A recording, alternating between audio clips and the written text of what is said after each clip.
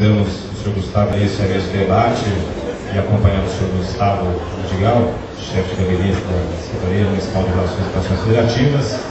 Convidamos a senhora Marilena Chauí, professora doutora de Filosofia da Faculdade de Filosofia, Letras e Ciências Humanas.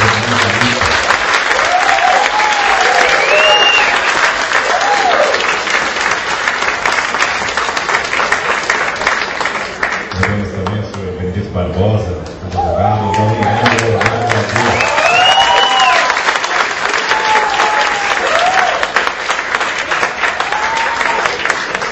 Convidamos a senhora Vera Mazagão, diretora da Associação Brasileira de ONGs.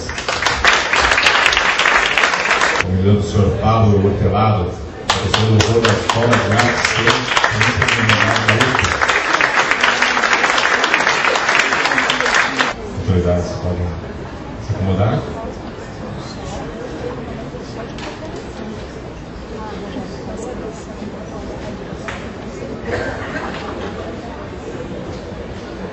Para darmos início a essa mesa de debate, convidamos a fazer uso da palavra a professora Marilena Chauí. Não, de jeito nenhum.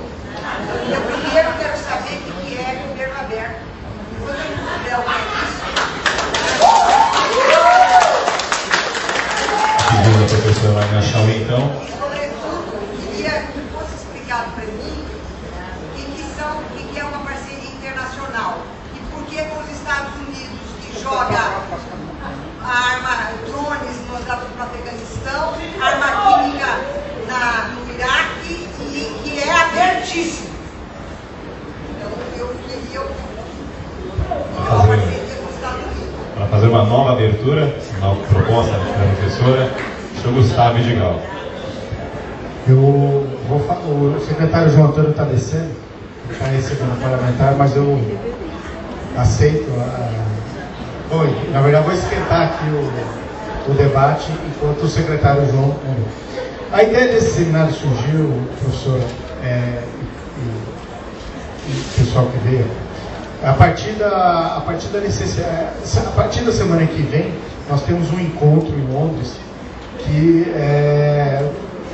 da organização que chama OGP, que é uma organização internacional onde os Estados Unidos e outros países fazem parte. E eles elaboram e discutem as políticas para controle, participação, enfim, são vários elementos. Aí, como um elemento preparatório para a nossa para a ida da delegação daqui da cidade de São Paulo para o evento em Londres, a gente pensou em fazer um debate aqui e incorporar um elemento que para a gente é muito importante, que é a participação social. Dessa tentativa de fazer a discussão dos conceitos que a OGP trabalha com os conceitos que nós trabalhamos de participação social, surgiu a ideia de fazer um grande debate, para discutir a atualidade da participação social, quais os desafios, os mecanismos de participação social que estão colocados para os conselhos, para os grupos de trabalho, para os conselhos gestores de equipamentos, enfim. A ideia é discutir os desafios da participação social, da mesma forma que a gente discutir quais os mecanismos que a Prefeitura e o Governo Federal estão elaborando para dar mais transparência para as ações da administração pública municipal, para a administração pública federal. Então, o seminário, ele visa discutir os elementos da participação social, como é que tem sido, qual é o desafio, por exemplo, do Conselho Participativo. O secretário João vai fazer a fala dele sobre isso. Como é que a gente incorpora novos elementos, novos instrumentos de participação social, então os aplicativos de telefone, a internet, como é que a gente amplia a interface do cidadão e o Estado brasileiro. O secretário João está descendo, eu vou continuar falando. Da mesma forma que a gente discute como ampliar o combate à corrupção, como ampliar a interface, como é que a gente amplia a transparência na administração. Então, uma das primeiras ações que o prefeito fez foi criar a Controladoria Geral do município. E trouxe o secretário Spinelli para elaborar e construir, na verdade, essa secretaria. A gente esse balanço de 10 meses já, surgiram uma série de questões que a gente vai discutir ao longo do seminário, hoje, amanhã e sexta-feira. Então, lembrando que amanhã e sexta é na Biblioteca Municipal. A partir dessa experiência de 10 meses, então, de vivência aí da controladoria, e esses 10 meses de elaboração da política municipal de participação social, que o Rogério Coutinho vai ver, a gente chegou à conclusão de que era um momento interessante da gente abrir para o debate, colocar os problemas que a gente tem encontrado, os desafios que têm sido colocados pela administração municipal, e a partir daí pensar o nosso plano de trabalho daqui para frente. Não, a finalidade do seminário, entendi todos. Eu quero saber o que é o conceito de governo aberto, quem inventou, o que é uma parceria internacional, quem está envolvido, que governos estão. Eu quero saber onde eu estou. Bom, a mesa, a gente tem algumas, eu vou até pegar a programação do seminário aqui, para a gente ver que ao longo do seminário a gente vai explicar cada um desses assuntos. Então, na parte da tarde nós temos 4 iniciativas de governo aberto local e uma pessoa comentando. Então nós vamos ter o pessoal da Educação como Desenvolvimento Local na Zona Leste, depois Cuidando do Meu Bairro, mapeando dinheiro público, dinheiro do orçamento público, depois nós temos Gestão Urbana de São Paulo. Eu acredito que a pergunta da senhora vai ser respondida ao longo do seminário. A gente pode chamar alguém da controladoria para falar um pouco sobre como esse conceito dialoga com os princípios da controladoria aqui, né, e como é que qual tem sido o desafio de estabelecer um diálogo entre a pauta da OGP mundial. Eu quero saber o que é a OGP. Okay. É essa a minha pergunta. A Fernanda então vai desenvolver um pouco. Ela trabalha na Controladoria Geral do município. Ela é uma organizadora. E nós vamos aceitar o desafio que a senhora está colocando como um elemento. O secretário João chegou também. Então, a Fernanda vai falar.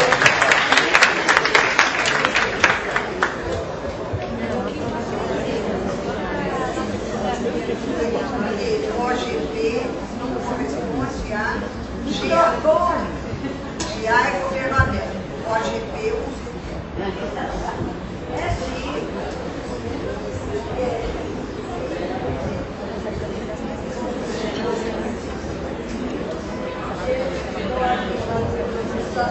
Fernanda, por favor. Professora, a parceria para o governo aberto foi proposta pelos Estados Unidos. Lá no fundo, as pessoas não ouviram a questão. Tá, eu vou repetir. A professora Marina Schoy está preocupada porque esse conceito de governo aberto ele foi trazido como um conceito que já está pronto, formulado e já teria sido objeto de uma parceria internacional. Então, ela está preocupada em discutir que bases dessa discussão a gente está partindo.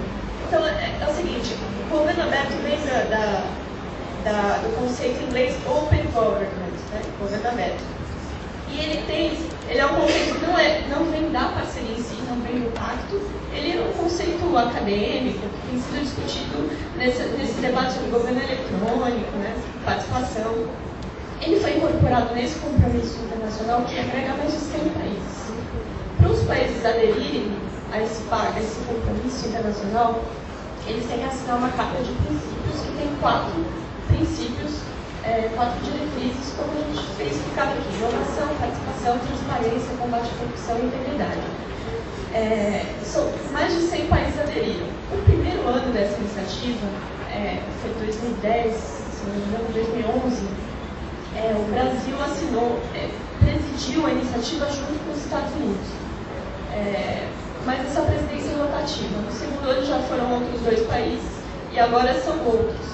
O que está por trás desse conceito, a principal proposta dele é promover um diálogo entre governo e sociedade. Então, cada país tem que elaborar um plano de ação com metas às quais ele tem que responder.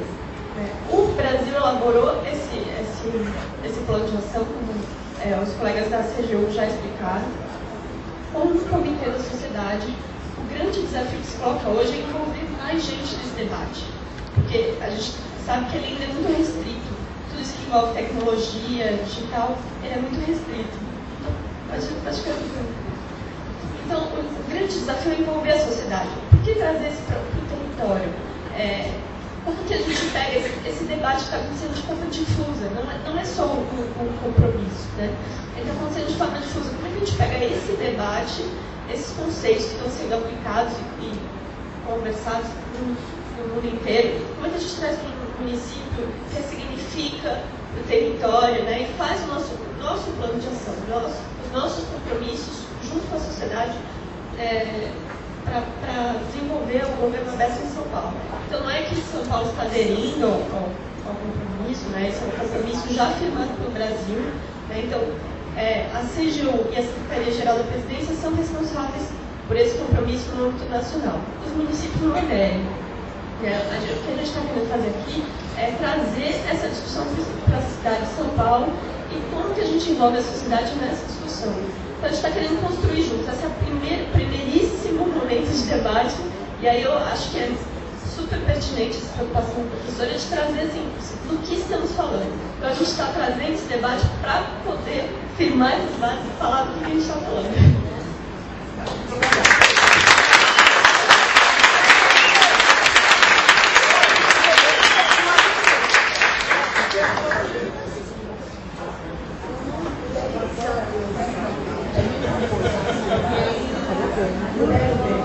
Bom dia a todos. Eu estava numa outra atividade aqui, por dever de ofício, construindo algumas votações na Câmara. Também não vou conseguir ficar até ao fim, porque tem uma reunião, despacho com o prefeito e alguns vereadores, mas pela oportunidade de discutir essa questão do governo aberto, eu quero aqui saudar a todos, porque acho que é um debate muito atual. Saudar a professora Marilena Chauí e os demais da mesa, e dizer a vocês que eu parto de um conceito de democracia, que é o conceito que a democracia nada mais é do que um conjunto de regras decididas, debatidas com o conjunto da sociedade e aceita pela sociedade, pela coletividade. Portanto, é óbvio que isso implica em debatermos o conceito também de liberdade na democracia. Aliás, muito atual. Nós temos um desafio enorme. A jovem democracia brasileira tem um desafio enorme, principalmente depois das manifestações de julho, porque o direito de ir e vir, a liberdade, né, no sistema democrático, como eu disse, na minha concepção pactuada, tem, no meu entender, né, critérios. Significa que a liberdade implica em você dialogar aquilo que é da subjetividade de cada indivíduo, com a expectativa da coletividade. Então, acho que nós temos que ver como que nós vamos tatear este caminho da democracia e do seu fortalecimento, porque não sei se é tão democrático 30 pessoas parar a marginal. Não sei se é tão democrático 50 pessoas abrir uma faixa, parar em horário de pico a consolação. Essa questão, esse conceito da liberdade que nós queremos na democracia, é muito importante a gente pautar neste momento, a gente ir construindo uma ideia, né, de democracia que de fato sirva ao conjunto da sociedade. O governo Haddad, nesta ideia, né, de democracia, de construir um governo voltado para a sociedade, tomou algumas iniciativas. A primeira delas foi constituir o Conselho da Cidade, um conselho de pessoas, de indivíduos representativos da sociedade paulistana, do mundo acadêmico, do mundo empresarial, dos movimentos sociais, das diversas entidades, entidades de todos os segmentos sociais, para ouvir essa ideia que Bobbio classificou, do governo público em público, né? Ouvir a sociedade sempre, as críticas, as sugestões.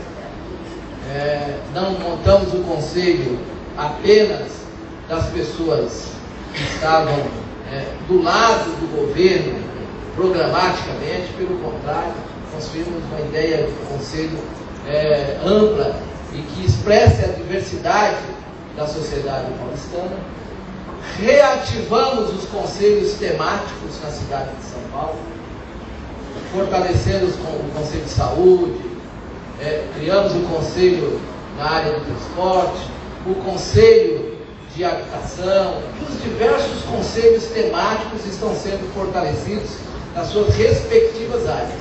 E retomamos a ideia do fortalecimento nos órgãos que têm interface direta com a população, dos conselhos gestores, que as duas administrações anteriores funcionaram de maneira precária, em alguns lugares até funcionou bem, outras não, né? Então nós estamos reativando os conselhos gestores, os CEL, os parques, etc. E tomamos a grande iniciativa de fazer os conselhos participativos nas subprefeituras, conselho regionalizado, territorial, né?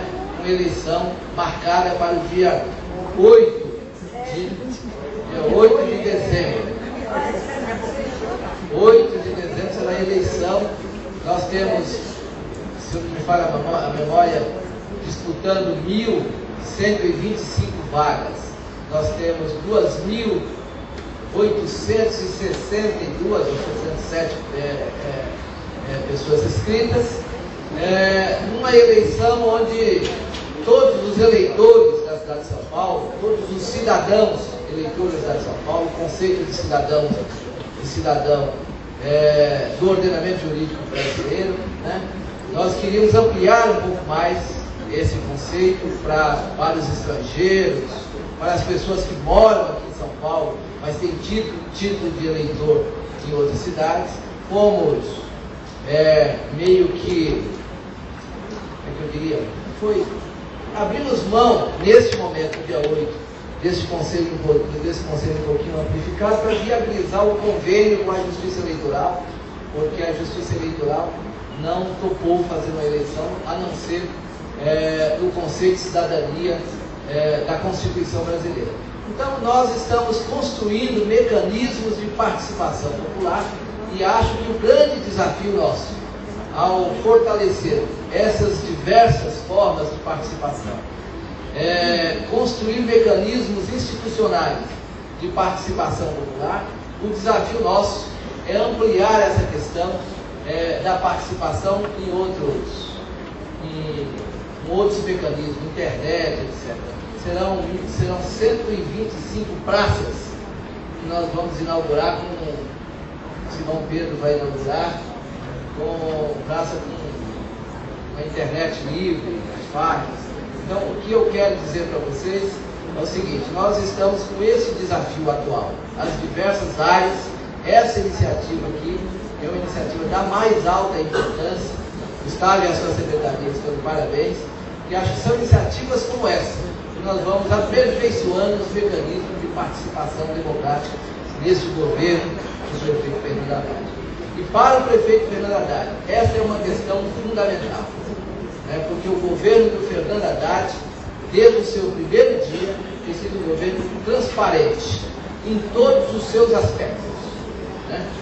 Foram diversas as audiências para construir o programa de metas, foram diversas as audiências públicas para construir o plano diretor, mas outras tantas serão realizadas agora na Câmara Municipal. Nós queremos oferecer à cidade mecanismos novos de participação popular e, de fato, que esse governo seja um governo que não só decide e implemente o seu programa de governo objetivamente, mas que nessa interação sociedade-governo procura ser influenciado constantemente pelas ideias de todos aqueles que participam, que queiram participar de um processo amplo de democracia do nosso governo.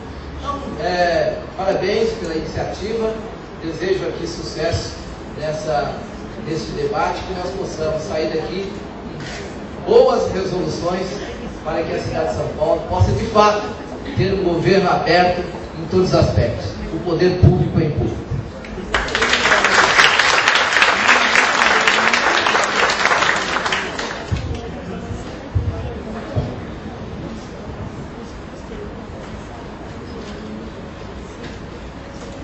Eu quero colocar, então, em primeiro lugar, bom dia a todas e a todos. Agradecer o convite que me foi feito. Eu diria que considero que esse convite foi feito por dois motivos. O primeiro, porque eu sou uma petista radical convicta, mas o segundo, porque eu ando muito pessimista. Então, acho que as pessoas queriam ouvir meu pessimismo, e é esse o serviço que eu vim fazer aqui. E por isso que eu queria ser esclarecida a respeito do que é que nós estávamos falando e a partir de onde estávamos falando, para eu saber qual dos meus pessimismos devia aparecer. Eu tenho vários, e para eu escolher qual deles devia aparecer aqui. Eu precisava saber do que se tratava. Eu queria, então, começar com algumas colocações bem gerais, para poder depois afunilar.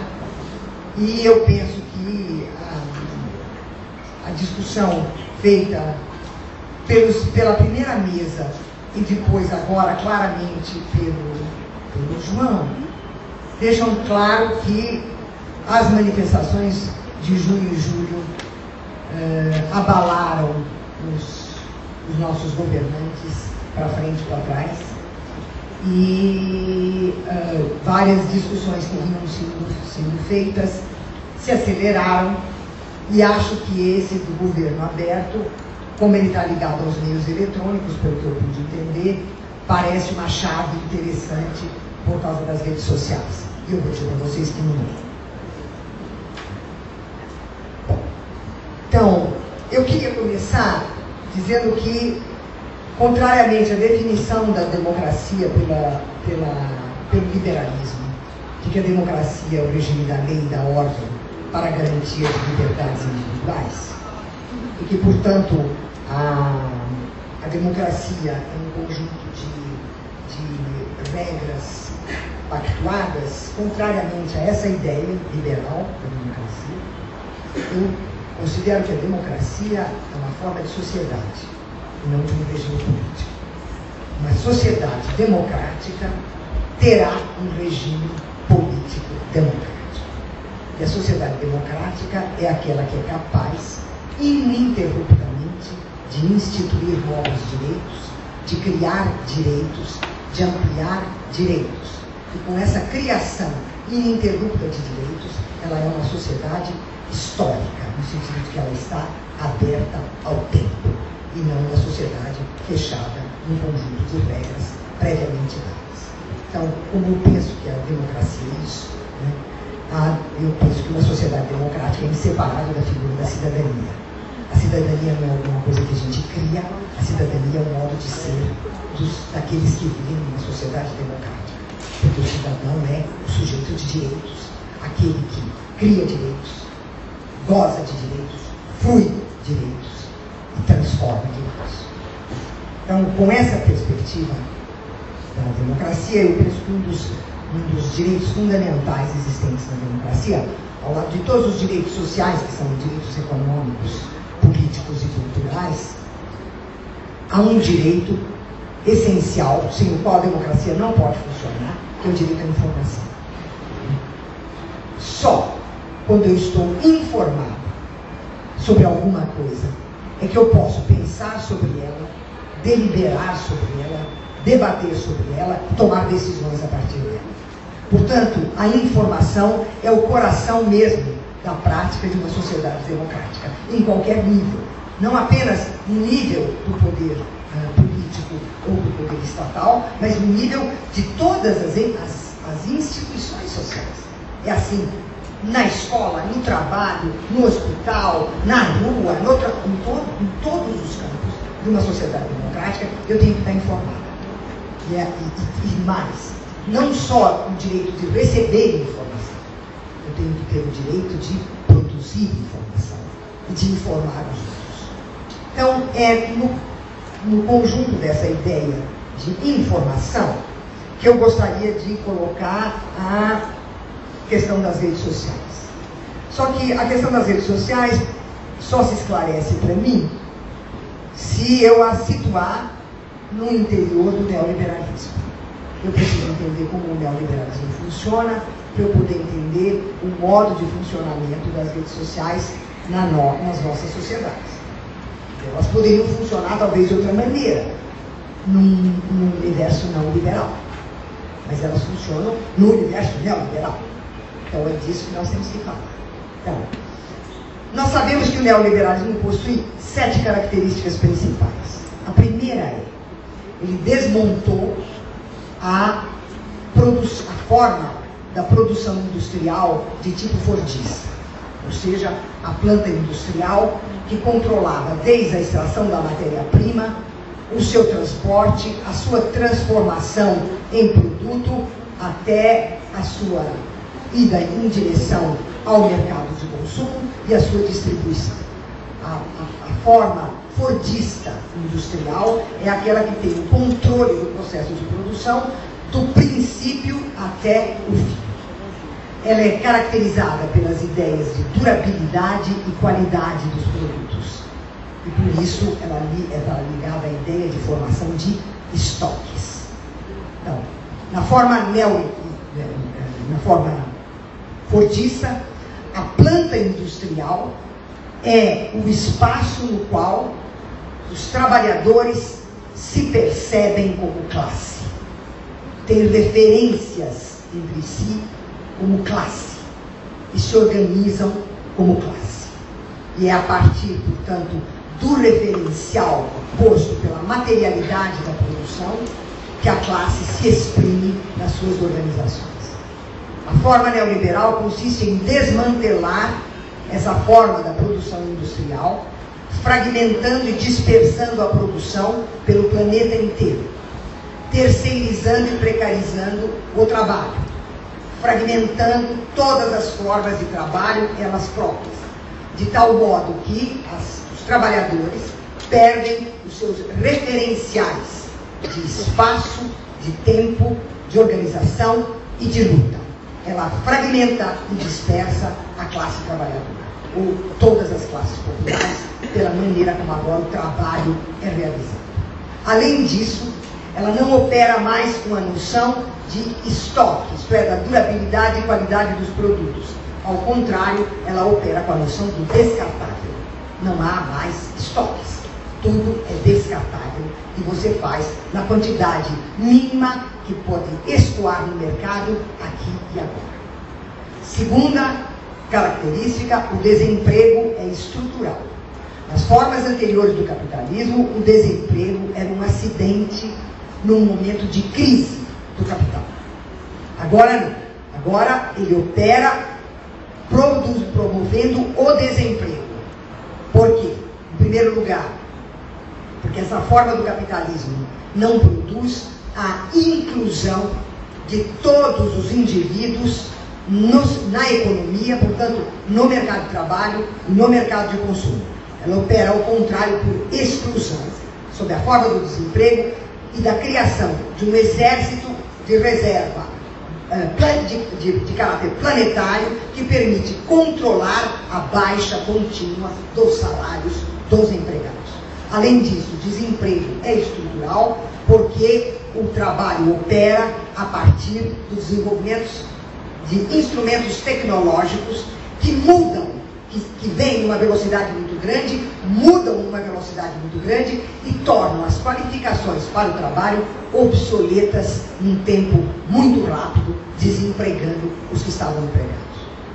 Terceira característica, ela opera sob a forma do controle e da vigilância, que se realiza não mais através da presença do DRH das empresas, do gerente, a forma taylorista de controle, ela se realiza através do controle e da vigilância tecnológicos. É um. Cada vez que eu faço isso no meu trequinho, tem um centro que me controla e me vigia e sabe o que eu estou fazendo. Não é brincadeira isso. Não é a sociedade da liberdade. É a sociedade da vigilância e do controle em escala planetária. A web ligada à internet está ligada ao Internet Protocol, que tem 2 sedes nos Estados Unidos, uma sede no Japão, e essas 3 sedes detêm o monopólio de todos os endereços do planeta. Todos. Quarta característica do modo neoliberal. O modo neoliberal produz uma mudança no modo de inserção da ciência e da técnica na economia. Nas formas anteriores do capitalismo, a ciência era pesquisa básica, pesquisa teórica, cujos resultados podiam ser aplicados pela tecnologia ao ato para a acumulação do capital. Agora não. Agora a ciência e a técnica se tornaram forças produtivas. Ou seja, o que se diz é que o capital das empresas é o conhecimento, ou o capital intelectual. É a ideia que aparece nessa expressão que nós usamos sem muita reflexão, que nós vivemos na sociedade do conhecimento. Dizer que nós vivemos na sociedade do conhecimento não é dizer que conhecemos muito, o conhecimento avançou. Olha, tem um Galileu em cada esquina, um Freud em cada boteco, um Einstein em cada armazém, sabe? Não é isso sociedade do conhecimento. Sociedade do conhecimento significa que é o saber técnico-científico a força produtiva do capital. Isso significa que os cientistas, os técnicos, não pertencem mais, como eles pertenciam e gostavam, à classe média. Eles pertencem à classe trabalhadora, porque eles são força produtiva do capital. Quinta mudança do capital, ele opera uma transformação absolutamente gigantesca na nossa experiência do espaço e do tempo. A nossa experiência do espaço e do tempo é a experiência do nosso corpo. O espaço é para nós um espaço topológico. A palavra topos em grego que quer dizer lugar. O espaço é o longe, o perto, o alto, o baixo, o caminho, a mata, o céu, o mar, a praia, a cidade, o campo. Isso é o espaço. Que é o espaço onde está o nosso corpo. E esse modo da produção é um modo de produção que aniquila o espaço. Primeiro porque fragmenta o espaço. O espaço está todo fragmentado em escala planetária, porque a produção foi inteiramente dispersa e fragmentada. A mesma coisa ocorre com o tempo, aquilo que a gente chama de cronia, ou cronos, que é tempo em grego. Então, o que é o tempo? O tempo é a experiência que nós temos de que nós nascemos e de que nós morreremos, de que existe o passado como memória, o presente como aquilo que nós vivemos, o futuro como esperança e expectativa. O tempo é esse movimento de um acontecer. Esse tempo é destruído na forma neoliberal, porque ele também é fragmentado. Ele é inteiramente fragmentado e dispersado. No entanto, por meio dos instrumentos eletrônicos, por meio da tecnologia eletrônica, vai haver uma reunificação imaginária do espaço disperso e do tempo disperso. Pelas tecnologias eletrônicas, o espaço se torna aqui. É a tela. É isso o espaço. Não tem longe, não tem perto, não tem distância, não tem geografia, porque o mundo inteiro me é dado de uma só vez a cada aperto que eu faço do botão na tela. O espaço se transformou, portanto, no aqui. E o tempo se reduziu ao agora. Porque no mundo virtual não tem presente, passado nem futuro. O mundo está completamente dado sempre. e, portanto, a tela me dá o tempo atual. Nós vivemos, portanto, numa experiência de atopia, ausência de espaço, e de acronia, ausência de tempo. E é isso que é alimentado ininterruptamente pelos meios eletrônicos e particularmente pelas redes sociais. E última característica, esse modo de produção do capital opera por guerra e extermínio, isto é, não opera pelas formas clássicas do imperialismo e do domínio geopolítico de zonas de influência, mas opera pura e simplesmente pela guerra e pelo extermínio. Esse é o belo mundo, o admirável mundo no qual nós vivemos. E é neste mundo que se situa no Brasil uma nova classe trabalhadora. O nosso governo diz que existe no Brasil uma nova classe média. Não existe. Não tem uma nova classe média no Brasil. Só terá uma nova classe média no Brasil se você aceitar os instrumentos dos institutos de pesquisa de mercado, que dividem as classes em ABCD e usam como critério a renda, a profissão e a escolaridade. Se eu usar esses critérios superficiais, você pode dizer que cresceu, pelos números de que se dispõe, cresceu uma suposta classe média. Isso não é definição de classe social. Uma classe social é definida a partir da forma da propriedade. No mundo capitalista existem duas classes sociais fundamentais, definidas pela forma da propriedade. A classe dominante, que detém a propriedade privada dos meios sociais de produção. E a classe trabalhadora, que detém a propriedade, entre aspas, da força de trabalho. Essas são as classes que constituem o mundo capitalista. A classe média é um setor que não pertence a nenhuma das duas classes fundamentais. É uma classe que, pela sua posição, ela não é proprietária dos meios sociais de produção e ela não é detentora da força produtiva que acumula, que produz, acumula e reproduz o capital.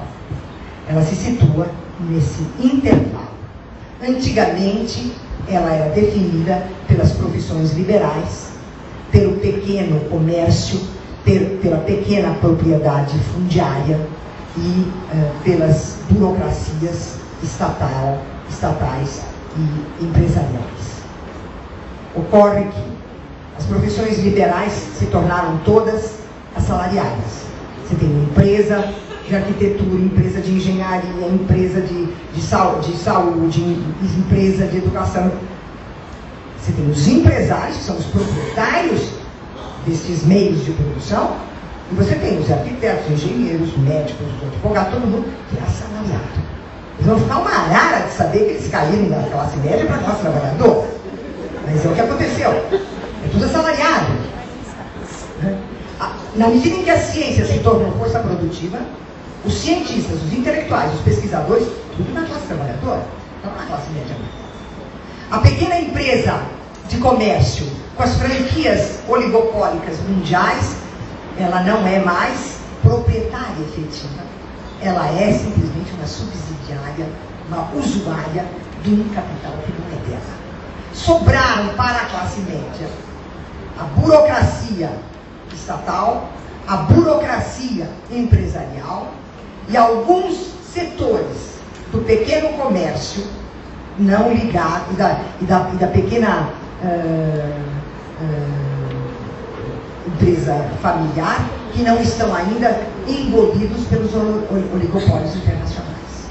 Então, no Brasil, tem uma nova classe média, porque tem uma nova classe média no mundo, uma nova classe trabalhadora no mundo. Toda essa descrição que eu fiz do que aconteceu com a antiga classe média significa ter uma nova classe trabalhadora no mundo, não é só no Brasil. Bom, no Brasil, o que é que nós temos? Nós temos, evidentemente, a classe média de sempre, né? Que não sabe que não é mais classe média, verdade? Ela é tonta, ela não sabe que é classe média.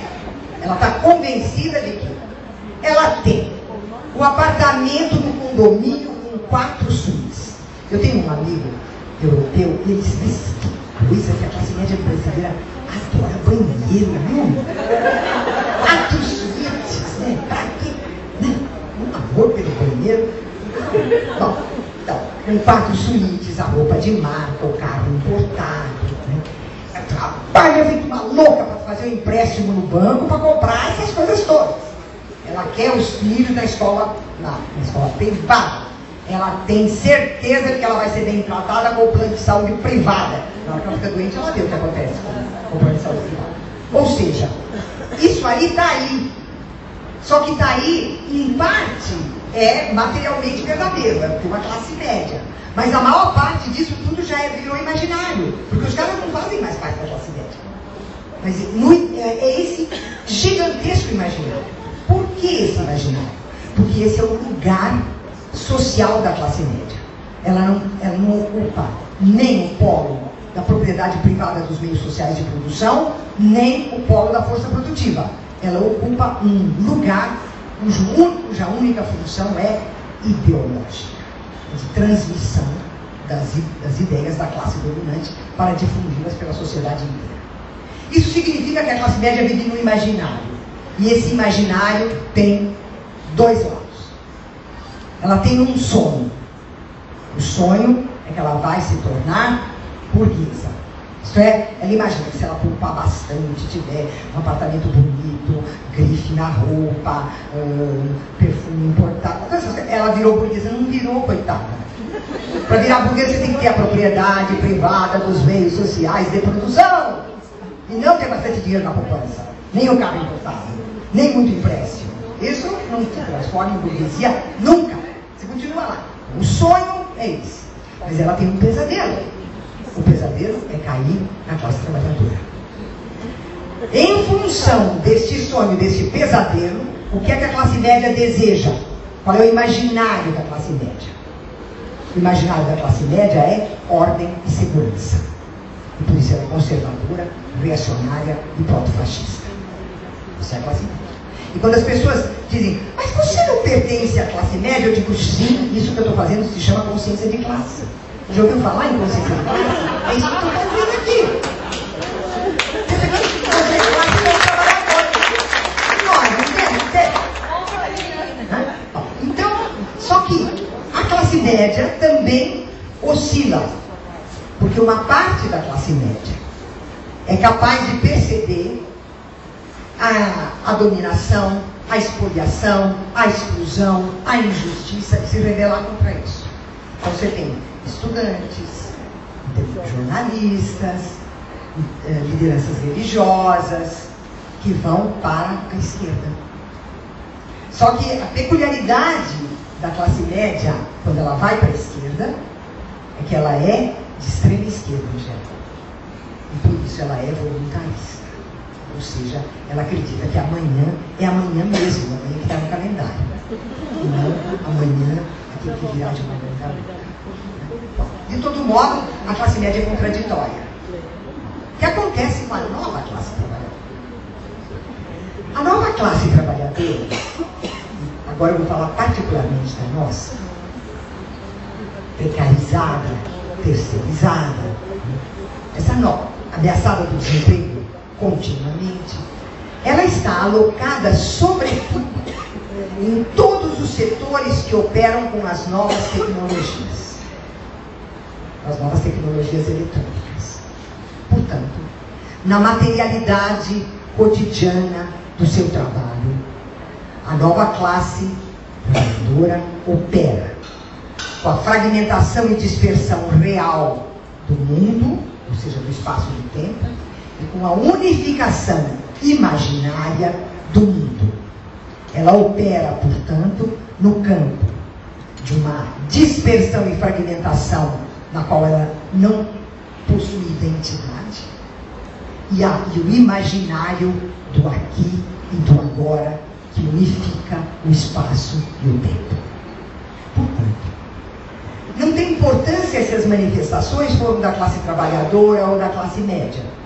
A discussão, se elas foram majoritariamente da classe média, porque a classe média está descontente com os programas sociais do governo e quer manter os seus padrões, ou se foi a rebeldia da nova classe trabalhadora, que está atada a essa desgraceira que é o neoliberalismo e a ameaça contínua não só da precarização, mas do desemprego permanente e da falta de futuro.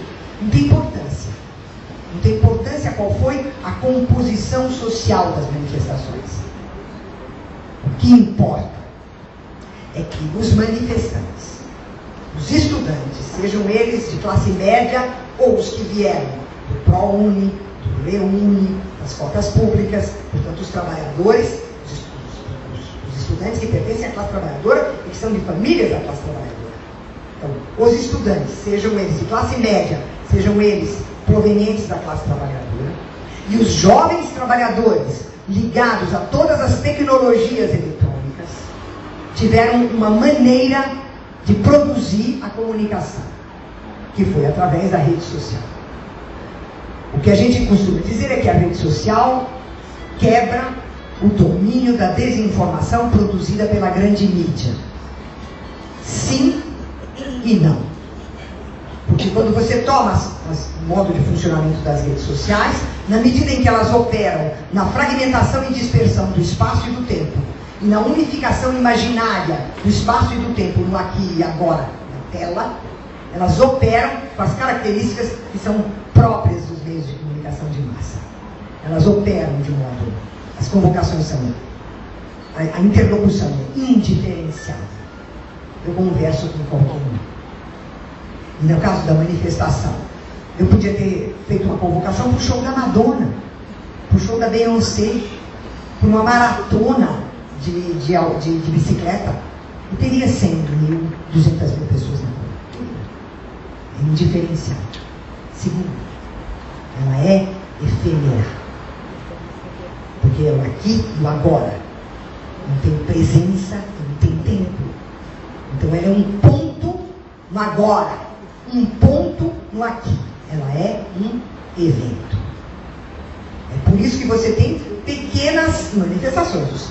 O grupo que vai, eu vou falar desse grupo já já, que vai botar os pneus em cima do trilho do trem, o grupo que vai parar lá a Dutra. Você tem pequenos núcleos pipocando aqui e ali. Mas as manifestações, por enquanto, acabaram. Porque elas foram um evento. Um evento. Terceira característica, por ser indiferenciada e por ser um evento, ela opera de maneira mágica. Ou seja, do mesmo modo que basta eu apertar um botão e o mundo aparece na minha tela, basta eu ir para a rua e o mundo todo vai acontecer segundo a minha vontade. É uma concepção mágica da política. E que leva à recusa de todas as formas institucionalizadas da política. Que leva à recusa de todas as mediações que a política exige. Porque eu quero que a política seja a ação direta, imediata, aqui e agora, igualzinho ao meu dedinho apertando o botão. É isso que eu quero. E, portanto, eu tenho uma compreensão empobrecida e muito perigosa da política. Porque se é verdade, e os manifestantes tinham toda a razão de gritar contra a corrupção, bom, faz 40 anos que não vão fazer outra coisa senão gritar contra a corrupção da política no Brasil. Isso está ligado à estrutura do sistema político, à estrutura do sistema partidário, ao modo como a ditadura montou o sistema partidário e eleitoral no Brasil. E, portanto, nós precisamos de uma reforma política que derrube isso e que produza uma nova institucionalidade. Mas se em vez de eu considerar que a minha ação é uma ação no tempo da presença, junto com os outros, e no tempo do tempo, isto é, do desenrolar de uma ação, se eu pensar que eu estou na praxis, eu vou pensar na transformação da política e não na recusa pura e simples dela, que esse meio eletrônico me permite fazer. Então, eu diria que os trabalhadores que estiveram nas manifestações, assim como os jovens estudantes de classe média que estiveram nas manifestações, eles as convocaram por meio de um instrumento que é um instrumento do cotidiano deles. No caso dos jovens trabalhadores, é a materialidade do trabalho que eles fazem. São as condições materiais do trabalho deles. Não a invenção. Mas, ao mesmo tempo, o modo de operação disso é inteiramente imaginário. E efêmero, volátil, ligado ao acontecimento aqui e agora. Então, essas características das manifestações fazem com que os que estão no plano das instituições políticas tenham que pensar não como simplesmente aproveitar esses meios eletrônicos, aproveitar as redes, aproveitar isso. Tem que fazer, mas tem que pensar como é que você transforma isso. Você só fará governo aberto se você não usar acriticamente, indiscriminadamente, bobamente, um instrumento que tem tudo contra a organização espacial, a organização temporal, a vida em presença um do outro, portanto a vida social e comunitária. É isso que esse instrumento faz. Esse instrumento é antipolítico. E se eu vou politizá-lo, eu tenho que repensá-lo de ponta a ponta. E não usá-lo tal como ele está aí. Porque tal como ele está aí, ele é igualzinho à mídia. Ele é pior até, porque ele ainda fragmenta mais. Ou seja, eu queria encerrar contando 2 casos. Há poucos dias eu tive que ir a um congresso em Salvador e eu resolvi almoçar no aeroporto de Congonhas, que tem um restaurante lá que é bom e tal, e ficava mais fácil para mim. Eu sentei nessa mesa com meu marido e tinha uma mesa lá e uma outra mesa lá, várias mesas, mas eu vou me referir a essas 2 porque elas são muito interessantes. Na mesa de lá eu vi que eram 2 rapazes. E um deles estava, assim, virando para a comida. Eu pensei, deve ser alguém religioso, ele está rezando, dando graças, né, pela refeição. Aí ele levantou a cabeça e estava com o celular. E o outro tinha um tablet ligado. Eles passaram o almoço inteiro sem trocar uma palavra entre si. Um conversou no celular e o outro mexeu no tablet. Não houve nenhuma interação entre eles. O fato de haver presença, o fato dos corpos estarem ali, era completamente irrelevante, porque o mundo estava noutro lugar. Na outra mesa era a mesma coisa, igualzinho, só que eram 2 mocinhas. E ali já era uma coisa mais engraçada, porque os 2 achavam executivos, sei lá o que eles eram, tudo era muito sério. Elas deviam estar vendo o consumo, sei lá o que elas estavam fazendo, elas estavam muito avisadas. Mas cada uma ria com o seu interlocutor aqui, ó. Uma não ria para a outra. Elas não tiveram nenhuma interação, nenhuma relação umas com as outras. Quando eu digo que está sendo produzida é uma insociabilidade, as pessoas não acreditam. Mas é uma ausência. Você se relaciona com o ausente, você não se relaciona com o que está presente. E o segundo elemento que eu quero contar, que eu quero colocar, é a ideia de que a rede social derruba a mídia e que ela é um instrumento de transparência, de abertura e de democracia. A primeira dificuldade que eu tenho para considerá-la, que em si mesma ela é um elemento democrático, é o fato da concentração e vigilância planetária. Né? Nós estamos sob a vigilância e o controle planetário. Eu vou contar 3 casos, se você permite. O segundo, antes do terceiro, o segundo é o seguinte. Eu tenho um plano de saúde. E eu achei que ele estava péssimo. Então, telefonei para a empresa e disse, eu quero mudar meu plano de saúde. Só tem que fazer isso pela internet. Não? Fui na internet, fiz todos os meus... Não mudou nada, viu, gente? Ninguém me atendeu. Eles continuam lá, mas...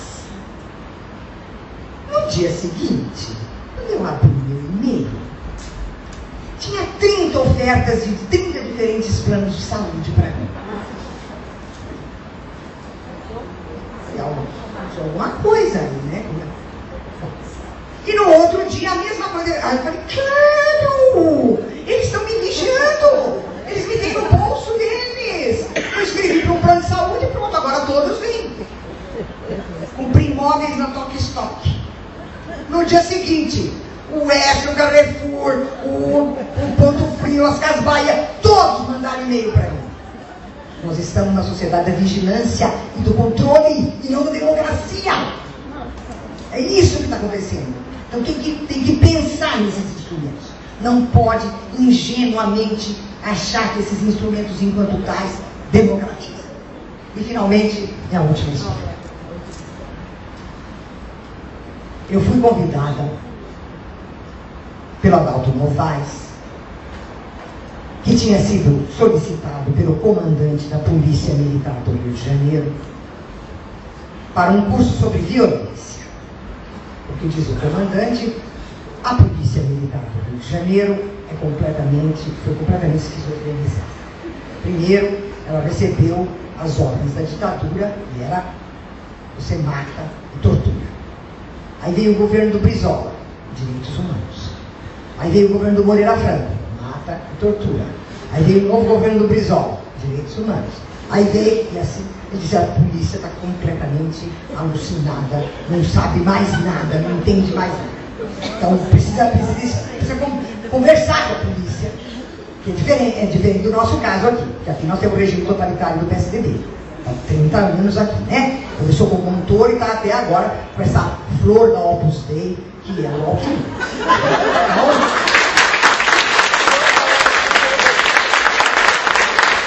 Então é diferente, o caso de São Paulo é diferente. Eu estou falando do caso do Rio, porque no caso do Rio houve mudanças e a polícia não sabia mais o que fazer. Bom, então eu fui lá. Fui lá e eu fiz uma conferência sobre o mito da não violência brasileira, explicando que a sociedade brasileira é violenta, e pegando cada coisa na organização social brasileira, no cotidiano, na linguagem, tudo. De tal modo que a violência policial é um caso da violência que é constitutiva da sociedade brasileira, e nós temos um mito, que é o mito de que nós somos um povo pacífico, ordeiro, generoso, sensual, acolhedor. É isso que nós somos, né? Então, fiz isso. Veio um jornalista da Folha de São Paulo me entrevistou. Ele estava lá. Por que ele estava lá? Já não sei. Né? Aí eu disse: eu não falo com a mídia. Vocês sabem, desde 2004 eu não falo com a mídia. Me relaciono. Não, mas professor, eu não falo com a mídia. Ele não teve dúvida. No dia seguinte, lá me fizeram uma pergunta sobre os black blocs. Então eu disse: olha, eu não tenho uma posição formada sobre black blocs, porque eu não sei nada sobre black blocs. O que eu posso falar é que há vários tipos de violência no campo da política. Você tem a violência revolucionária, que é aquela em que você visa não destruir esta ou aquela pessoa, matar este ou aquele, você visa destruir as instituições e criar uma sociedade nova. Você tem a violência anarquista, que é a da ação direta, imediata, e que visa a destruição de todos os objetos que simbolicamente indicam poder. É por isso que o quebra-quebra, quando quebra o trem, quebra isso, é uma ação anarquista. A ação anarquista visa os símbolos daquele poder que te oprime. Então existe a violência fascista. A violência fascista é dirigida contra pessoas. Ela é dirigida contra o outro, porque ele é outro. Ela é dirigida contra a diferença. Ela discrimina em termos raciais, em termos religiosos, em termos sexuais. Essa é a violência em estado público. Onde colocar os black blocs não faço ideia, porque eu não estou nisso. Folha de São Paulo, manchete no dia seguinte. Professora da USP, Chauí, diz que black bloc tem inspiração fascista. Bom, se a Folha tivesse dito isso, parabéns para a Folha, ela já disse coisas tão piores. Né? Isso é um beijinho de coco. O que foi impressionante foi que alguns pegaram isso e colocaram nas redes sociais e transformaram numa discussão em que os black blocs queriam me matar. No dia 7 de setembro, no Rio, os black blocs iam em cartazes, em vários cartazes, um deles dizia assim: Chauí é a favor do desaparecimento de Amarildo. E foram as redes sociais que fizeram isso. E as redes sociais fizeram isso porque elas incorporaram, sem nenhuma dificuldade, uma mentira, uma infâmia que um grande meio de comunicação tinha feito, que é a Folha. Então dizer que a rede destrói o monopólio e a desinformação, vamos devagar como andou. A coisa anda junto. E é preciso lembrar que os grandes meios têm eles próprios as suas redes. Né? Tem os seus servidores, suas redes, seus blogs, seus sites, tem tudo. Eles estão presentes em tudo. Então, para concluir, acho uma maravilha o governo aberto. Gostaria que não se chamasse Open Government. E eu vou explicar por quê.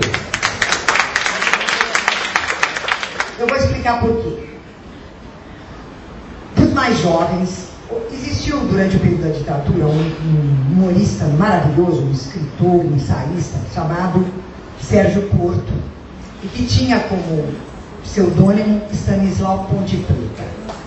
E o Stanislau Ponte Preta fazia comentários galhofeiros, irônicos e críticos contra a ditadura. E ele se chamava, a coluna dele se chamava FEBEAPA, o festival de besteira que assola o país. Eu penso, agora estou falando da minha experiência universitária, em termos universitários, nós estamos em pleno FEBEAPA. Acaba de ser colocado, aqui em São Paulo pelo menos, que para você, a primeira vez que eu ouvi ranquear, eu escutava uma outra palavra. Eu escutava franquear. Eu pensava, mas vai franquear o quê? Demorou para eu perceber que estavam falando de ranquear. Então, a USP precisa se ranquear, fica lá em cima, tá lá. E para isso ela precisa se internacionalizar. E para se internacionalizar, ela deve dar os cursos, não só os de pós-graduação, mas os de graduação em inglês. E o reitor Rodas está criando cursos de inglês para os professores da USP, para eles darem os cursos de graduação em inglês. A FAPESP, quando você faz relatórios de viagem, quer que o relatório seja em inglês. A CAPES, quando você faz o relatório, seja em inglês. O CNPq quer que o relatório seja em inglês. É o FEBEAPA por 3 motivos. Ninguém sabe inglês. Então, o que você tem é a língua portuguesa com palavrinha, a sintaxe e a gramática portuguesa com palavrinhas em inglês, em geral erradas. Por exemplo, é comum os brasileiros acharem que eventually significa eventualmente. Não, significa futuramente. Os brasileiros acham que actually significa atualmente. Não, significa realmente. Ou seja, um monte de palavras que o brasileiro não tem ideia do que significa, além das construções. Por exemplo, você não diz em inglês, my intention is. Não, isso em francês talvez dissesse. Nós dizemos em português. O inglês diz, the aim of this paper is. Então, tem um besterol, porque tem tudo escrito numa coisa que não é nada, porque não é português e não é inglês. Está lá. A segunda estupidez já imaginaram cursos de literatura brasileira em inglês? Literatura portuguesa em inglês? E, no caso da filosofia, nós passamos 50 anos construindo e criando um vocabulário filosófico na língua portuguesa, porque não existia. Na língua portuguesa não havia filosofia, não havia um vocabulário de filosofia. Nós construímos isso. Agora vai passar para coisa nenhuma. Então tem um FEBEAPA, e é por causa desse FEBEAPA que eu não gosto de Open Government. Governo aberto. Ponto. Parágrafo. Obrigado.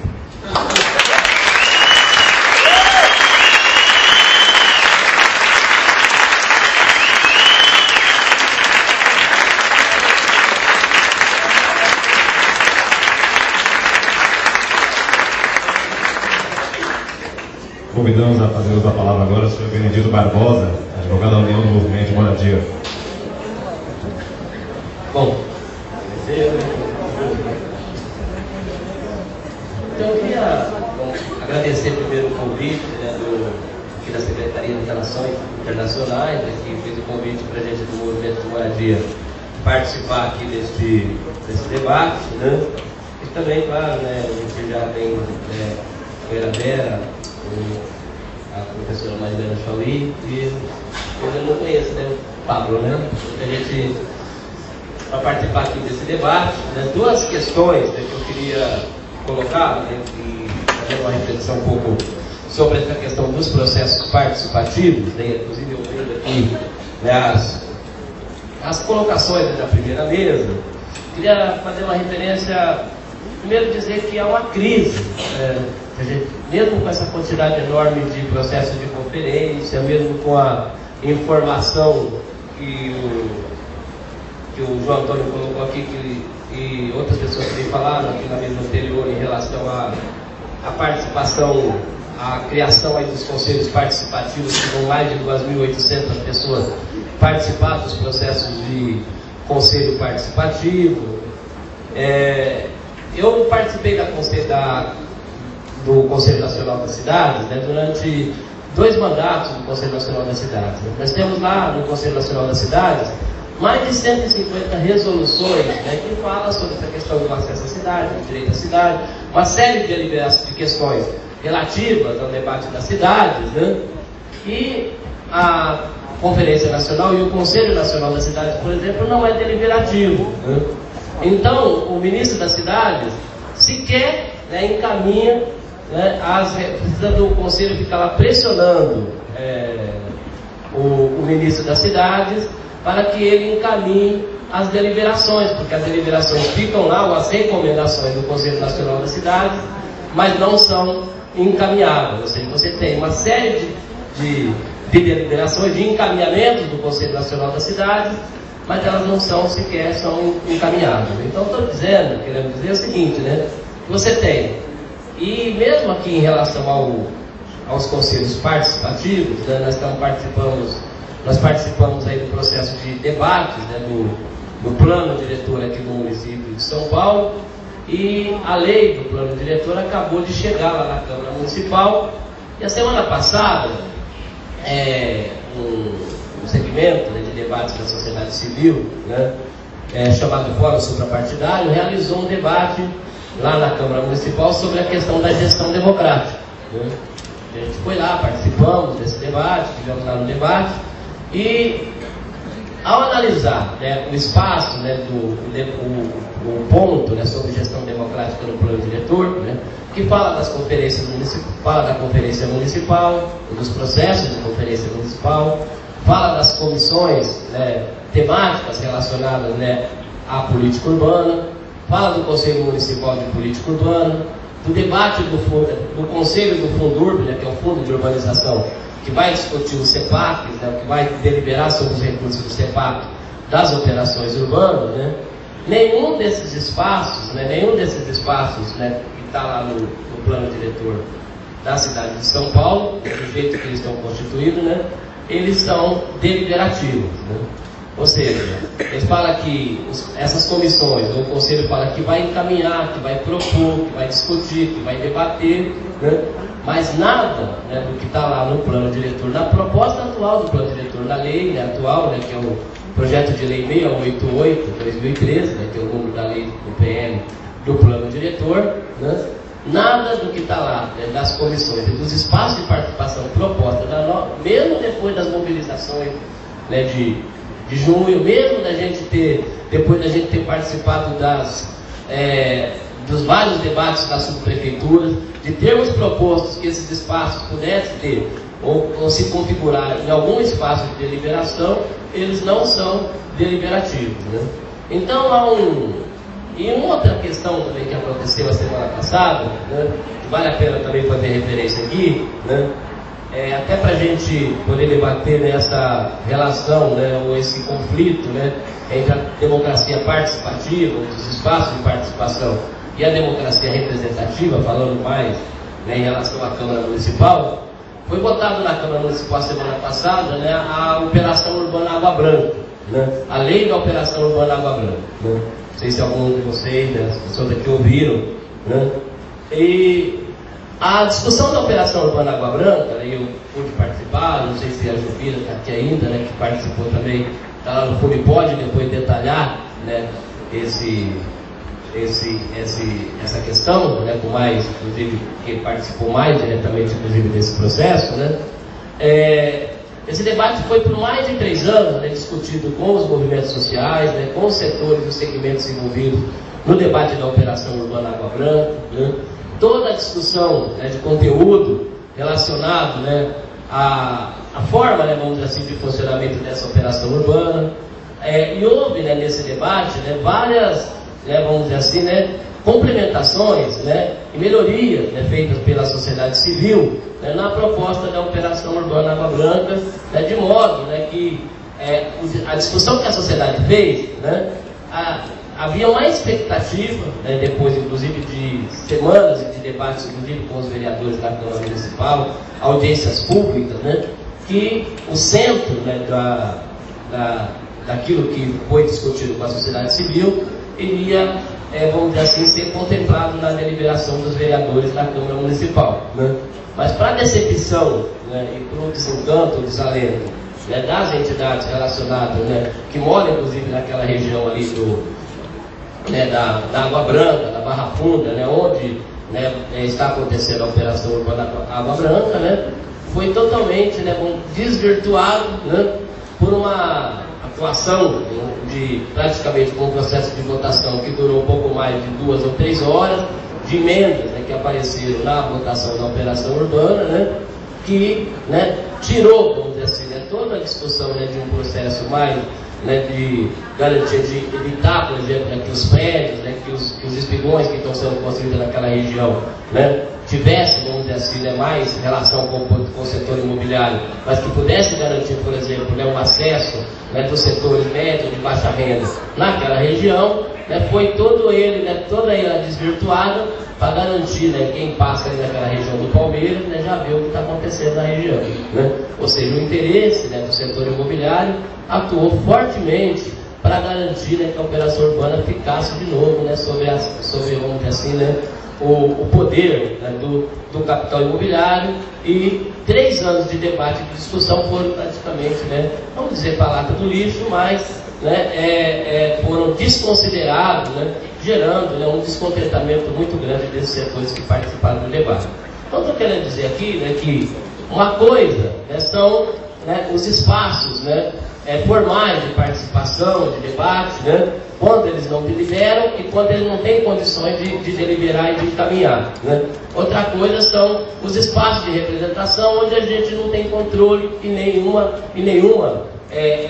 governabilidade sobre isso. E uma terceira e última questão, até para passar aqui também para os outros companheiros da mesa, né, depois inclusive da brilhante exposição da nossa professora Marilena Família, queria fazer um último comentário, né. Há uma distância muito grande, né, entre os processos participativos, os espaços de participação, aquilo que se delibera nesses espaços formais, né, e a vida real, né.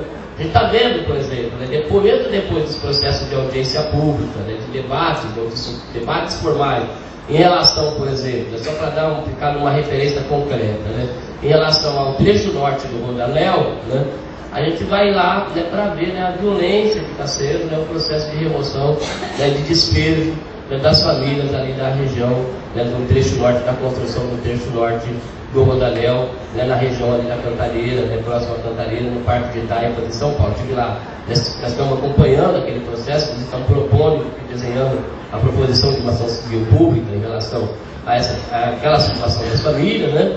As famílias estão sendo removidas, né, com extrema violência, despejadas, né, pela Dersa, né, muitas dessas famílias recebendo indenizações, né, pífias, né, ou não recebendo indenização, porque as famílias moram, né, muitas vezes em situação irregular, o proprietário é outro, né, a Dersa está indenizando o real proprietário, e as famílias que moram há 30, 40 anos naquela região sequer estão recebendo, ali na região do Jardim Paraná, recebendo as indenizações.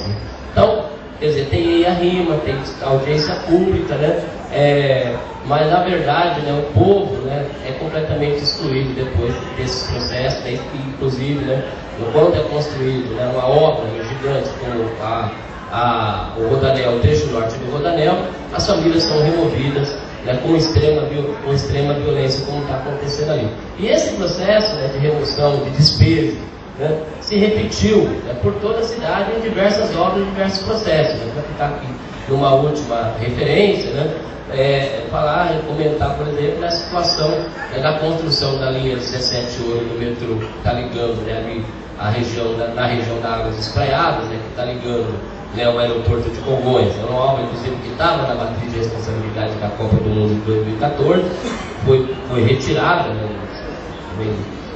isso tem também a menor importância.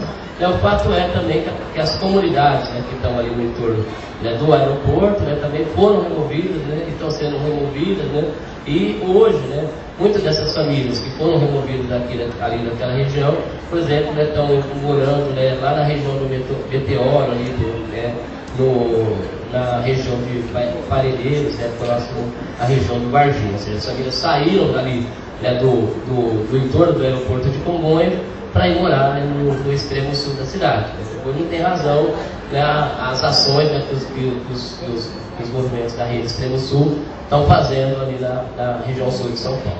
Então, estou fazendo essas referências para dizer, né, que nós precisamos, né, avançar muito, né, na discussão e no debate dos espaços de participação e fazer, de fato, uma aproximação mais concreta, né, entre, né, aquilo, né, que é o mundo real, né, dos espaços formais de deliberação e de decisão.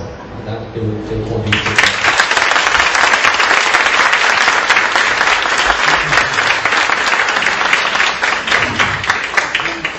Bem concisa para a gente poder aproveitar aqui e debater mais essas contribuições importantes aí que já tivemos. Como sou Vera Ribeiro, estou aqui representando a ABONG, Associação Brasileira de Energia, que agora também se denomina Organizações em Defesa dos Direitos e dos Bens Comuns, né, que é uma associação de organizações. E eu até achei bem interessante a professora Marilena ter feito essa provocação do Open Government Initiative, o Partnership, porque de fato, né, e de fato é uma iniciativa que foi o governo americano que tomou um movimento, né, que os Estados Unidos, o governo americano tomou à frente, e o governo brasileiro, petista, topou ser meio vice, né, o co-chair desse negócio. Eu acho que pode ter pontos positivos e eu acho que é uma contradição aí. E assim, não é à toa que foi os Estados Unidos que saiu, porque de fato a agenda da transparência do controle social é na origem uma agenda liberal, né? Ela é uma agenda de pessoas que dizem que o Estado é um mal necessário, nós somos controlados de fora aqui da sociedade, porque ele é um mal, vamos tentar, se ele não nos rouba tanto, não, né, faz o que é preciso fazer com o dinheiro que a gente infelizmente tem que pagar de imposto. Então essa é uma agenda na sua origem de fato natural, natural liberal, né? Uma agenda liberal, ela circula perfeitamente nos espaços empresariais, tem muitos movimentos empresariais bacanas, eu acho importantes que existam, mas com a agenda do controle social e da transparência, do controle da corrupção, né? Agora, eu acho que o movimento da história, né, depois a Mariana Schoit talvez estava explicando no livro, acontece, mas isso as evidências demonstram, é que é uma agenda que também é apropriada por forças sociais que veem o Estado como uma coisa importante e que acreditam que o Estado é importantíssimo porque ele tem uma função redistributiva e que então são grupos sociais que querem usar ferramentas de transparência e de controle social para averiguar, para zelar, para ver se o Estado de fato está cumprindo o seu papel de redistribuir os recursos sociais, né, e promover justiça social e garantir direitos humanos. Então acho que essa é a luta, mas que na origem essa bandeira é liberal, né, o Estado é o mal necessário, vamos controlá-lo aqui do lugar do bem que é a sociedade, né? E eu acho que a gente está falando aqui, e aí então a gente articula essa bandeira da transparência, do acesso à informação, à agenda da participação, quando a gente quer que grupos que não têm acesso à influência no poder pelos meios aí naturais, que é ligar para efetuar escuta, né? O cara da Siemens, da Gerdau, do Itaú, do Bradesco, que tem essa capacidade de exercer influência sobre o poder político, porque detém o poder econômico, as formas de participação são as formas que a gente está postando de que os grupos despossuídos de poder fazem. E precisam de informação também para exercer, com todas as dificuldades que o Benê fala aí, né, a participação por vias institucionais, nos famigerados conselhos e conferências que a gente tem se queixado tanto e está tão desanimado de que os efeitos não são aqueles que a gente espera, e se é deliberativa, não é? Até tem uma pesquisa grande que Polis e Inés, duas entidades associadas da BOM, fizeram um balanço, né, de todos esses espaços de conselho, e uma coisa que eles repararam assim, que fato dele ser deliberativo ou consultivo na prática não quer dizer nada. Uns são mais influentes ou menos, dependendo da força política. Porque eu acho que as conferências, os conselhos, nada mais são do que espaços da gente fazer política. Né? Não está dado que a gente está lá, vai dar, né, aqui na semana, sabe que a luta é longa e que grande parte da força de influência que esses espaços de participação têm depende da força política que está atrás dos movimentos. Né? Depende de uma capacidade da sociedade civil se articular por fora, de maneira independente ao governo, para poder fazer a sua influência lá. Né? Então, assim, eu acho que a gente continua apostando nesses espaços como espaços de fazer política, né? Os espaços de participação institucionalizada. Apoio e aposto muito nessa construção de um sistema nacional de participação social e de um sistema municipal, sistemas municipais e estaduais de participação. Eu acho que é uma forma da gente refazer, né, e conseguir também essa reforma política que nós precisamos, que eu acho que acreditar na democracia participativa não significa desacreditar na representativa, são formas complementares, né? E às vezes eu fico perguntando como se dá, por exemplo, eu estive na Consocial, lá na Nacional, e a gente conseguiu eleger como primeira prioridade, há 2, 3 anos atrás, e eles disseram que a Consocial foi basicamente mobilizada pelas CGUs estaduais. Então era um povo esquisito, não era o povo geralmente do movimento de moradia, era um povo mais cheio de terno e gravata, então mais, né? E é engraçado, mas que de fato foi bacana, mesmo num ambiente desse, de trazer muita gente nova para o espaço de participação, mas a gente conseguiu eleger como prioridade 1, 0, financiamento público de campanhas. É uma coisa que nenhuma CGU conseguiria fazer, isso depende de uma lei, de uma reforma que está difícil de sair, né? Mas então, agora, por onde se dá, quer dizer, influência, a gente sabe que é uma construção, né, que depende de muitas corporeidades, muitos tempos e muitos espaços integrados de forças sociais, né? Mas eu acho que de fato a gente também tem que olhar para muitas coisas que a gente precisa avançar. Nos processos participativos são basicamente as conferências, as audiências públicas, na questão metodológica, né, porque acho que a gente ainda está derrapando muito na questão metodológica. Aprofundar o que chama as instâncias de participação, que são os conselhos, pensar muito no papel desses conselhos, não só como conselheiros do rei, né, mas também como pessoas que estão ali, também representando o espírito da participação e com um importante retorno a dar para as suas bases, né, para os movimentos sociais, porque não vai ter força nenhuma se não tiver um movimento social atrás, né. Eu acho que um elemento metodológico importante é a gente sempre trabalhar em torno de planos de Estado. Eu acho que construir planos de Estado são ferramentas importantes para os movimentos sociais, né? Um PNH, o Plano Nacional de Direitos Humanos 3, que tem sido uma ferramenta de luta importante para os movimentos sociais, assim como nós temos diversos, né? E eu acho que o quarto elemento desse sistema de participação, que vai fazer o uso, que eu espero que seja feito, da informação pública, acessível, né, é a gente pensar no fortalecimento dos atores da participação. Afinal, quem que é essa sociedade civil hoje? Né? A gente sabe que, historicamente, os sindicatos representaram a força transformadora na sociedade.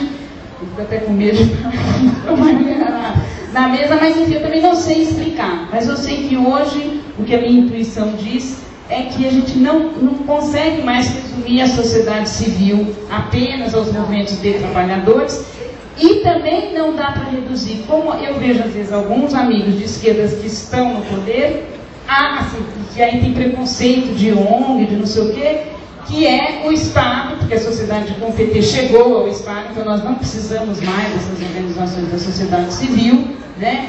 Quando a gente sabe que precisa sim, que a pressão continua mesmo sobre o governo petista, ou sobre o governo progressista, são governos de coalizão, que sofrem extremas influências, e que eu acho que as ONGs, as organizações, o meu desejo que eu quero construir, é que as ONGs sejam para os movimentos sociais em geral, o que os sindicatos são para os movimentos dos trabalhadores, e são ainda, são organizações, são bases organizativas para movimentos sociais que defendem direitos humanos, que defendem o acesso das pessoas com deficiência, e que, lógico, é um campo muito diverso.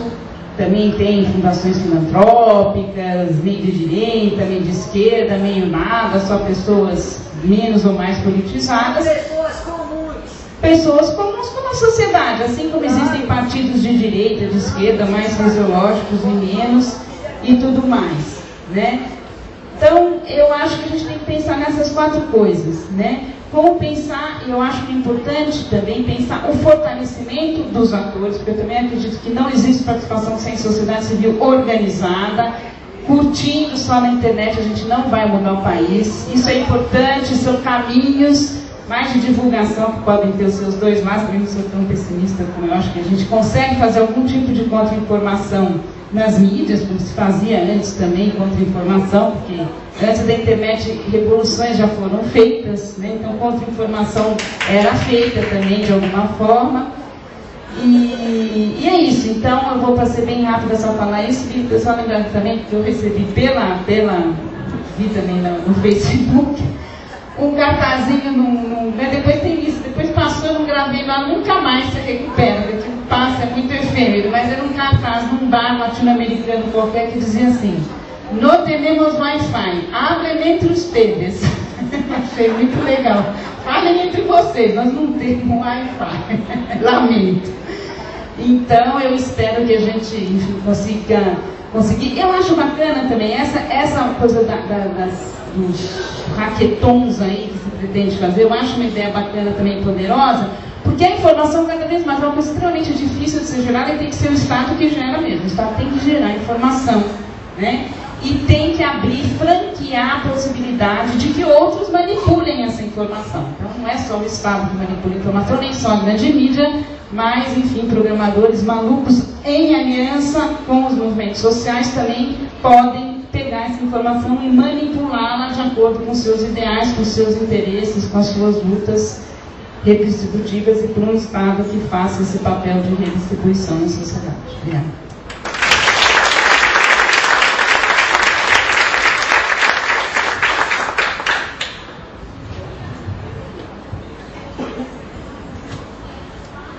Olá, não sei se é bom dia, boa tarde, quase boa tarde. Primeiro agradecer aqui o Gustavo, secretário, pelo convite. Pensei aqui fazer um comentário aqui.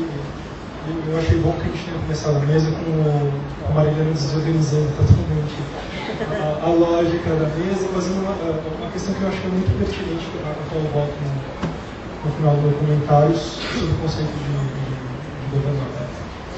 Mas antes eu queria ponderar um pouco, a Mariana está muito pessimista, vou ser um pouco... vou ser um pouco mais otimista. Na verdade, espero, mas sem perder o contato com a realidade do meu otimismo, porque eu acho que tem as tecnologias digitais, elas abrem muitas possibilidades, embora elas tenham várias dessas características de controle que a Mariana descreveu.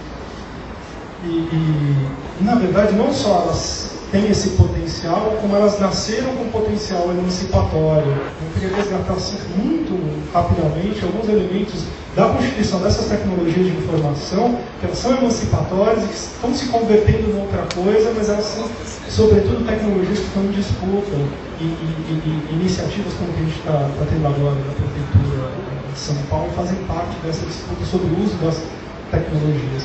Porque a tecnologia da internet, na sua dimensão de comunicação, ela nasceu fundamentalmente como uma forma de comunicação democrática.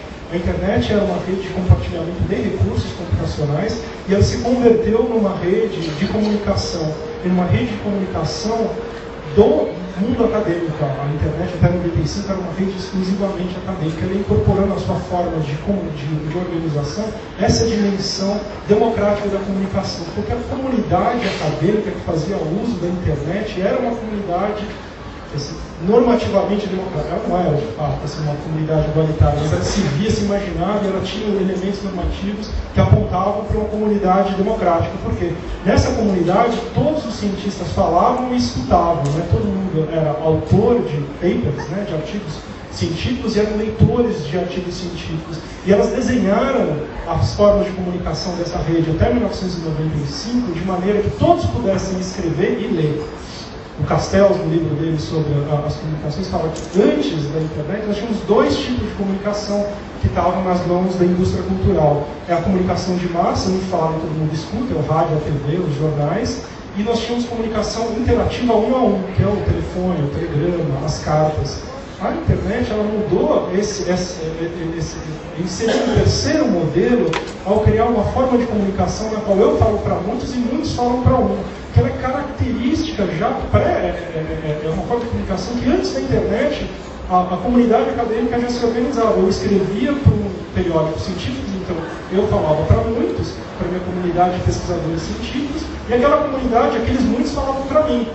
Não é? E a internet ela potencializou, ela foi desenhada para levar, digamos, para radicalizar esse princípio do um para muitos e do muitos para um, até 1995. Em 1995 se vendeu acesso público à internet. A internet antes só existia dentro dos portões da universidade.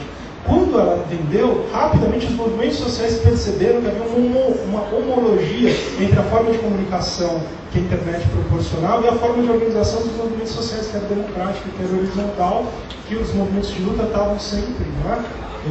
Eles criavam formas de organização que rompiam, que desafiavam a forma de organização vertical, hierárquica, que caracteriza o sistema produtivo e o sistema de poder, né? Criando relações horizontais. E a gente vai ver, nos anos 90, quando a internet passou a ter acesso público, os movimentos sociais explorando e desenvolvendo tecnologias de comunicação horizontal. O que as empresas, quando elas entraram, elas quiseram fazer? Quiseram transformar a internet num meio de comunicação vertical. Elas impuseram o modelo dos grandes portais, que nada mais são do que a importação do modelo da TV e do jornal para a internet. A tua interação é reduzida a clicar e mudar de canal.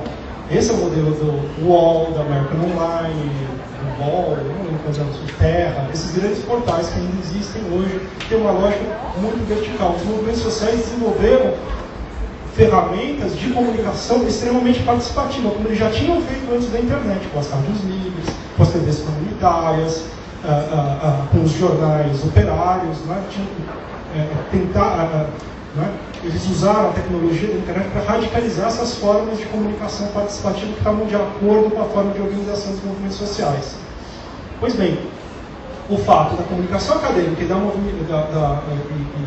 comunicação dos movimentos sociais ter se estabelecido como o paradigma da internet nos anos 90 forçou os meios de comunicação por um processo de competição de mercado. Eles estavam perdendo audiência para a comunicação acadêmica e para a comunicação dos movimentos sociais, forçou eles a se adaptarem a essas novas formas mais horizontais. Mas, então eles começaram a adotar, e a gente vê no final dos anos 90 o desenvolvimento de empresas que fazem esse tipo de comunicação, que era feita antes só pelos meios acadêmicos e só pelos meios ativistas. Então, no final dos anos 90 e nos anos 2000, a gente vai ver o nascimento do Twitter, do Facebook, da Google, etc. Não por acaso, várias dessas empresas têm suas origens ou no ativismo ou no meios acadêmicos. A Google foi um projeto de doutorado da Universidade de Stanford, o Twitter foi fundado por ativistas do movimento de globalização. A gente vai ver, nas suas origens, elas estão ancoradas nessas duas formas de organização democrática e se transformam em modelos de negócio. Elas são obrigadas também a se adequar à gratuidade dessa comunicação, porque era uma comunicação não comercial. E elas tentaram desenvolver modelos de negócio para operar gratuitamente, ganhando dinheiro de outras maneiras, que não podia vender informação, acesso, porque estavam comprometidos com meios que eram fornecidos fora do mercado. Qual é o meio que elas descobriram? Foi a publicidade.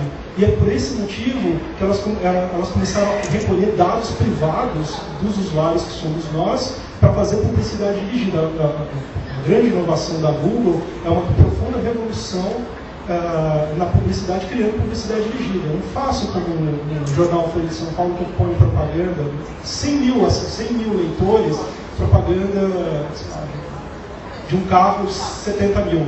Né? Meu público consumidor para aquele carro lá são 300 pessoas. Eu imprimo 100 mil e aquilo é um desperdício. A Google não mando só para a Marilena Chauí, que está querendo uma unidade plena de saúde. Eu sei que ela está. Por quê? Porque eu monitoro, eu recolho informações privadas dos usuários e vou dando a publicidade para aquele usuário que está necessitando daquela publicidade. Isso é uma necessidade. Obviamente, no desenvolvimento dos últimos anos, essas empresas acumularam bancos de dados que são incrivelmente perigosos, que tem todas as nossas informações, são muito mais precisos que os bancos de dados, as informações que os regimes totalitários que a gente vê no século XX tinham. Muito mais. A quantidade de informação, a Google ela tem todo o meu histórico de geolocalização pelo celular, ela tem todo o meu histórico de busca, ele tem acesso ao conteúdo de todos os meus e-mails, né, tudo aquilo que a gente dá, next, ok? São autorizações contratuais para lerem o nosso. E é por isso que esses serviços são usados gratuitamente. Não é? Porque nós somos vendidos, a informação deixou de ser vendida, esse serviço é dado gratuitamente e é vendido para os anunciantes da nossa informação privada. Esses bancos de dados foram explorados pelos governos, como era óbvio. E o caso do Snowden a explicitação de algo que muitos de nós já sabíamos, que era inevitável que esses bancos de dados com informações precisas sobre o cidadão seriam usados com finalidades políticas, ou de política comercial, no caso dos Estados Unidos. Mas retomando e concluindo, essas tecnologias, nasceram como armas e instrumentos de emancipação, e elas foram apropriadas e também utilizadas como instrumentos de controle e de monitoramento. Elas tem um potencial que está em disputa. Eu acho que faz parte das nossas do debate político, como é que nós utilizamos essas tecnologias para emancipação e evitamos o controle. E nesse caso, iniciativas como essa, de usar as tecnologias para melhorar a participação social e tornar mais públicos os atos de governo, eu acho que contribui para esse processo de emancipação e não de controle. Por último, para concluir, queria concordar com a Vera sobre o conceito de governo aberto, porque nesse mundo da informação, software livre, acesso à informação, nós operamos só com categorias importadas dos grupos liberais americanos. Existe uma hegemonia conceitual e teórica desses grupos americanos que faz com que a gente opere em bases liberais. E quando, por exemplo, aconteceu essa crise do Snowden, não por acaso, nós vimos vários ativistas que são progressistas e que estão trabalhando com esses temas tomarem uma perspectiva antirregulatória, se oporem às tentativas de regulação do governo brasileiro com bases liberais, dizendo que regulação desses meios de comunicação é igual a censura, é absolutamente liberal. E eu acho que vale a pena a gente começar um esforço conceitual, interpretativo, teórico, a gente pensar o uso dessas ferramentas nessa perspectiva emancipatória em outras bases. Por exemplo, se a gente está falando de transparência e acesso a dados, por que não também incorporar essas iniciativas em relação ao governo, dar mais transparência, mais publicidade aos atos do governo, e exigir também das empresas? A nossa legislação de sociedades anônimas, ela já exige um certo grau de publicidade. Por que não incluir isso dentro do arco de iniciativas de publicidade dos atos das empresas, dos balanços das empresas, dos objetivos das empresas?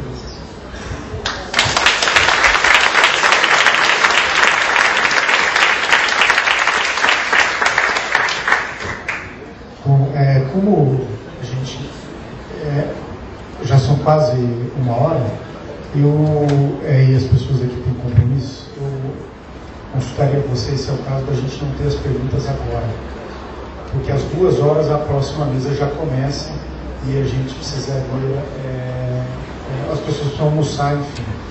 Então, infelizmente, eu não abriria aqui a palavra para as perguntas, mas eu coloco para vocês que o objetivo da mesa é de iniciar discussões sobre o que a Prefeitura de São Paulo entende como governo aberto, o que é São Paulo aberto, ela foi atingida. A ideia era justamente discutir e começar essa discussão sobre o que a gente entende. E acho que o Pablo tem razão quando coloca que você tem ideias e conceitos liberais atrás, mas quando a gente resgatou a palavra participação social, a gente já quis fazer uma diferenciação. Porque a palavra participação social tem trajetória, não liberal também, mas na esquerda muito também, principalmente aqui na cidade de São Paulo. O Dito foi convidado aqui para a mesa, você, Maria Helena, a Vera, justamente para a gente causar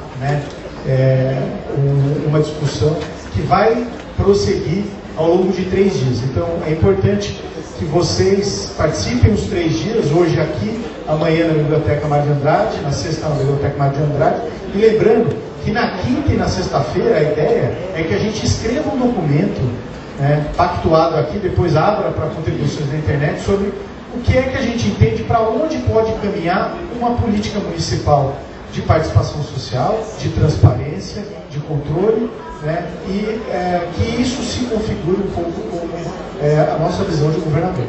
Então, infelizmente, eu encerro agora para a gente retomar as duas pontualmente.